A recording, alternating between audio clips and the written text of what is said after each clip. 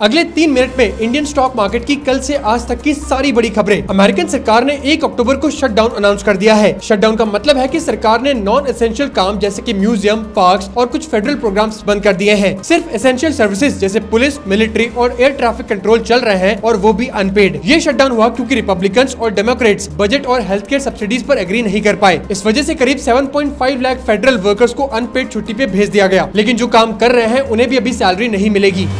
RBI governor ने India को Donald Trump के टैरिफ्स को लेकर एक बड़ी वार्निंग दी है। संजय मल्होत्रा का कहना है कि डोनाल्ड ट्रंप के नए टैरिफ्स इंडिया के ग्रोथ पर बुरा असर डाल सकते हैं, खासकर 2025 के एंड से। अभी यूएस ने इंडिया के एक्सपोर्ट्स पर 50% टैरिफ्स लगा दिए हैं, जिसमें 25% रेसिप्रोकल टैरिफ्स हैं और 25% क्रूड ऑयल रशिया से इंपोर्ट करने की वजह से है। इसीलिए आरबीआई ने अब जीडीपी ग्रोथ 2025-26 के लिए 6.8% प्रोजेक्ट किया है और रेपो रेट को 5.5% पर होल्ड करने का फैसला लिया है।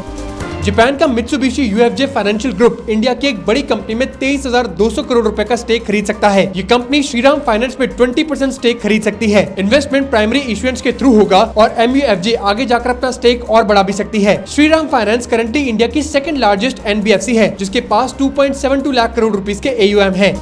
टाटा इन्वेस्टमेंट कॉर्पोरेशन के शेयर्स पिछले 7 ट्रेडिंग सेशंस में 45% से ज्यादा बढ़ गए हैं। टाटा इन्वेस्टमेंट के शेयर्स अपने ऑल टाइम हाई 10,611 रुपए पर पहुंच गए हैं। इस रैली के पीछे 2 बड़े रीजंस हैं। पहला कि शेयर में स्ट्रॉन्ग टेक्निकल ब्रेकआउट दिख रहा है और दूसरा टाटा सन्स की पॉसिबल लिस्टिंग और टाटा कैपिटल आईपीओ उसकी वजह है।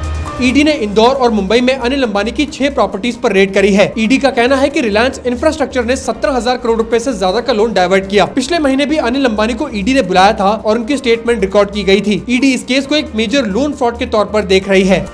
ज़ीरोधा का रेवेन्यू बहुत बुरी तरह से गिरा है। जून 2025 में ब्रोकरेज रेवेन्यू लगभग 40% तक गिर गया है। कंपनी का FY25 का रेवेन्यू और प्रॉफिट भी 10 से 15% गिरा था, लेकिन एग्जैक्ट नंबर्स अभी डिस्क्लोज नहीं किए गए हैं। नितिन कामत का कहना है कि अब उन रिस्क का असर दिख रहा है जिसके बारे में वो पहले से वार्न कर रहे थे।